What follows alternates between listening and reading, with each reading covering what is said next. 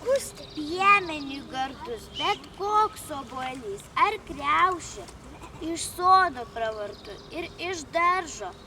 Tik kažin kodėl jo sodas ar daržas labiau draudžiamas.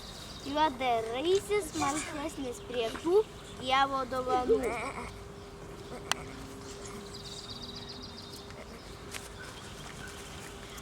Kai tau nedraudžia nei savo sode pasigardžiuoti, nei iš savo daržo morką pasirauti, tai imi žiūrėti pro kaimynų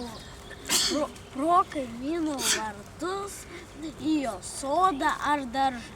Mūsų su Baltruku nedraudžiami rovėmės morkas ir plovėmės iš čia pat tvenkinyje ir paskui graužėmės, bedulinėdami paskui jį. Turbūt ir kaimynų piemenis nedrausdavo morkų pasirauti, kad jėdu grauždavo.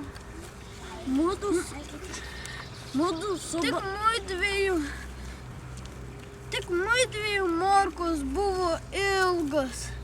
Kaimynų piemenukų striukas, bukagalis. Mudu su Baltruku parūpo tos striukos. Neilgai pasitarę, nusprendėme pasirauti jų. Žinoma, slapčia.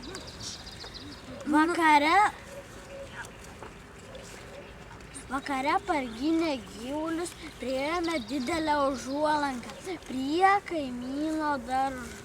Smukom į griovelį ir nušliaužėme, ieškodami spragos.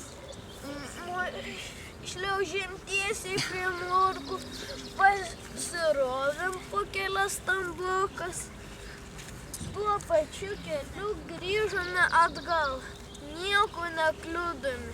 O vieną to jau pat sugriaužėme, kitas įsirausėme į žemę rytojui. Niekas lyg piemenų nematė, niekas nieko nesakė. Tik kažin kodėl tą vakarą jie su nieko nenorėjo susitikti. Tylomis nukiūtino į šieną, į savo priprastą vietą ir atsigulė. Kažin kodėl ir patys tą vakarą nenorėjo apie ką nors prieš miegą pasikalbėti. Pasivartė ir nieko viens kitam nesakė, užmigo.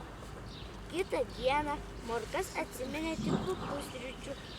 Tylomis išsikasė jas ir kiekvieną savo suvalgė.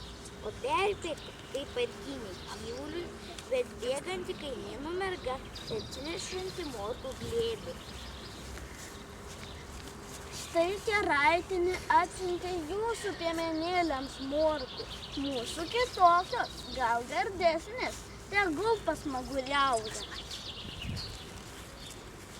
Kam nereikia ir mūsų didokos. Bet griežtai atsisakyti būtų buvę nemandagu. Tai davė padėti morkas ant suolo, atgal jų nebrūko, tik paskui ramiau paklausė.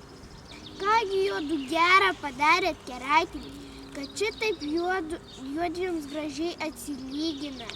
Mudu su Baltruku sėdėjom čia pat, pietų paduodant laukiam. Man kažin kodėl pradėjo ausis kaisti. Mačiau, kad ir Baltruko ausis paraudo. Na vaikai, šiandien turėsime kuo užsigardžiauti. Ko tiek mažai valgėte, morkomis taip ir neapsidžiaugėte. Morkos piemenėlių visai nenudžiugino. Nutūlino tylėdami. Tik kai nuėjo už trobos, Baltrukas sustojęs pradilo. Kaip jį mudu galėjo matyti? Kas? Jie keraitinį. Kodėl? Argi nesupranti? Iš tikrųjų piemenėlis buvo gerai nesupratęs, ką Baltrukas čia kalbėjo, bet kai jau paaiškino. Morkų atsiuntė tyčia, kad daugiau nevoktų. Vaje! Daugiau piemenėliai prie keraičių tvorų nebesiartino.